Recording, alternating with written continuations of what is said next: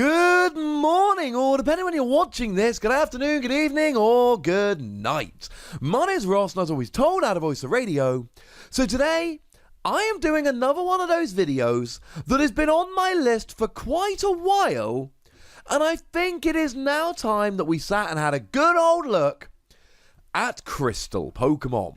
Now, we didn't have many Crystal Pokemon. We did, in fact, have a nice round number of 9. Now, because of various reasons revolving around the Pokemon Company taking the game back from Wizards of the Coast, who did make the game initially, and incidentally, it was Wizards of the Coast who made the Crystal Pokemon sets, we actually only got them in 2 sets. There were 3 of them in Aquapolis, and there were 6 of them in Skyridge, and that was it. That was the sum total of all the Crystal Pokemon we ever got. But what is really cool here is that they were mechanically very interesting. So let's have a gander at them, shall we?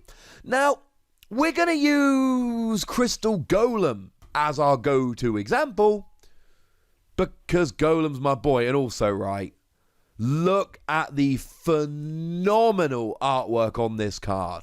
One day I will get one of these and I will get it signed by Mitsuhiro Rita. Today is not that day, but I look forward to that day coming. So, what they all had, they were all colourless Pokemon, hence the whole crystal thing. And they all revolved around 3 types of energy. So to use Golem as an example here, it revolves around fire, grass, and fighting energy. And if we look at the attack costs here, they are fighting, grass, and fire energy, as well as some colourless thrown in as well.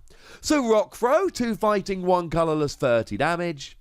Earth Bomb, 1 fighting, 1 grass, 1 fire, 1 colourless, 50 damage. Golem does 20 to itself, and this attack does 10 damage to each bench Pokemon, both yours and your opponent's. Cool. But that's a really awkward attack cost, and that was kind of the thing with Crystal Pokemon. They required you to play 3 different kinds of energy. Now that was very, very awkward and very, very annoying, but the good news is that there was an ability here we had as well, which helped us out rather nicely. All of them had the same ability, and that is whenever you attach one of the 3 types of basic energy that the attacks use from your hand to the Pokemon, this Pokemon becomes that typing until the end of the turn. So okay, Crystal Golem might have needed a fairly ridiculous combination of energy, fighting, fire, grass, but you could make him a grass type to hit for grass weakness, a fire type to hit for fire weakness, or a fighting type to hit for fighting weakness, and even if you had the correct energy on there to go ahead and attack this turn, you could still go, oh, well, hang on a second, I still want to be a fighting Pokemon, so I'm going to attach an extra fighting energy. Might not be the most efficient use of resources, but you totally could, and then you would be a fighting Pokemon until the end of the turn. So that was really kind of cool. Now, the problem with Crystal Pokemon was, and you've probably already figured this out while I've been talking, they weren't very good.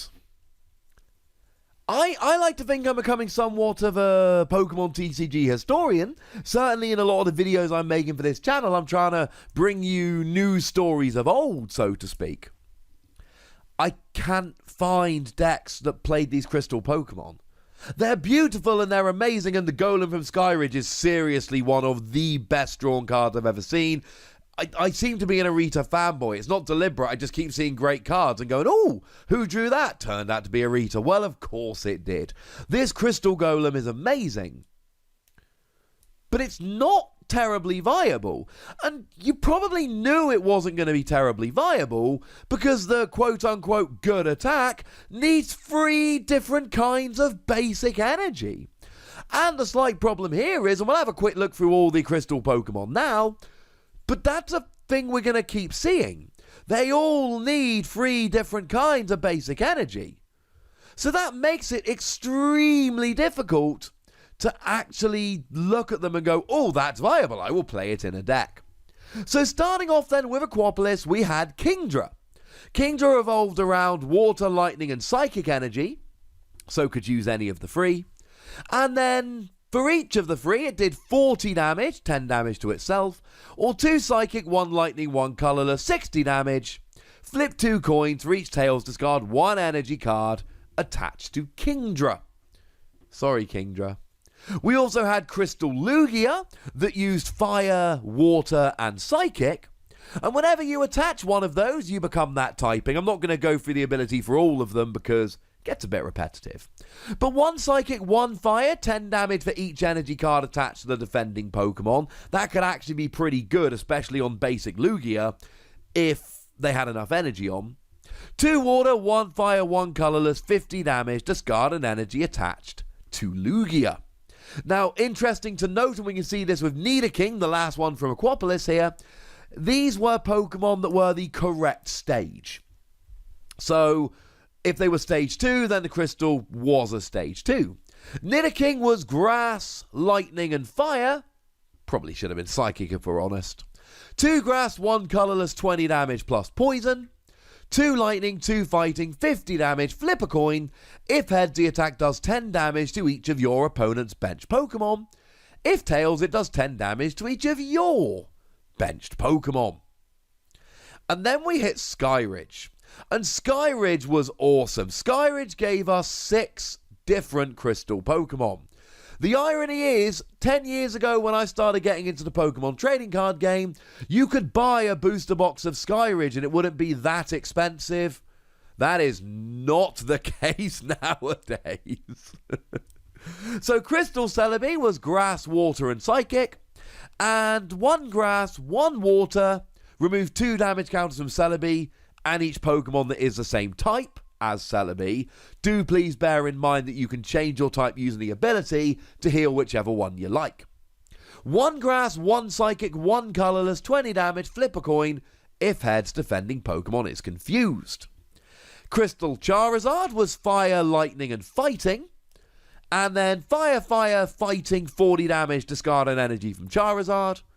Fire, 2 lightning, colourless, 50 damage for each heads you can flip from 2 coins. Crobat comes in with grass, fire and psychic. And if you had a grass, fire and a colourless, 20 damage, flip a coin if heads, burn and poison.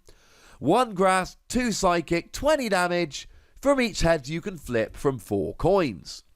Golem I adore, but I think we've covered that one in quite a lot of detail already. We've then got Ho-Oh, which was fire, water and lightning. Fire and a lightning, 20 damage. Fire, 2 water and a colourless, 40. Discard an energy from Ho-Oh, flip a coin if heads, burn. And finally Kabutops, another one that I think the artwork is just beyond phenomenal for. And this is water, lightning and fighting. 20 damage for a fighting water colourless. Remove a damage counter from Kabutops. Or fighting, 2 lightning and a colourless, 30 damage from each head you can flip from 3 coins. And none of them probably stood out to you as, oh my goodness, that sounds amazing. And the reality is it's because, oh my goodness, they don't sound amazing.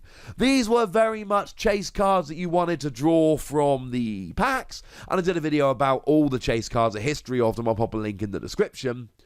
But the fact of the matter is, they were, oh, they're rare and shiny, I love them, not, I'm going to make a deck around this and go and crush the competition.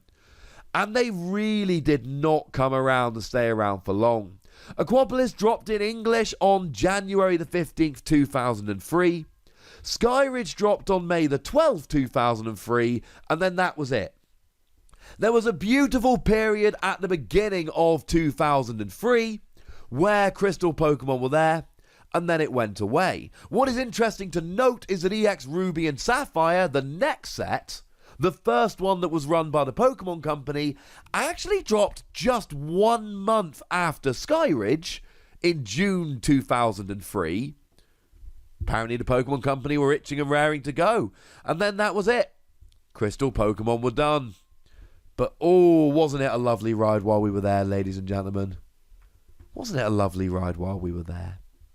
So there we go. That's what you need to know about crystal Pokemon, what they are, why they were cool, and all of the ones we had, all 9 of them.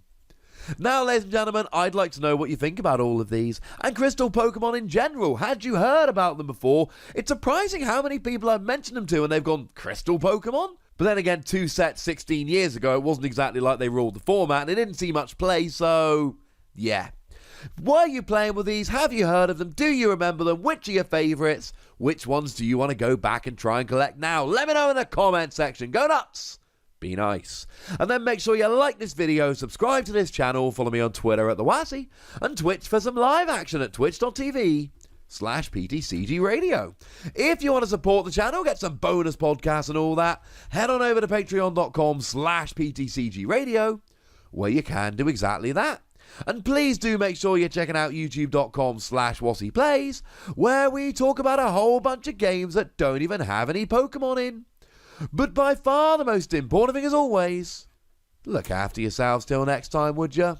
Thank you very much for watching. My name's Ross, and you've been watching PTCG Radio.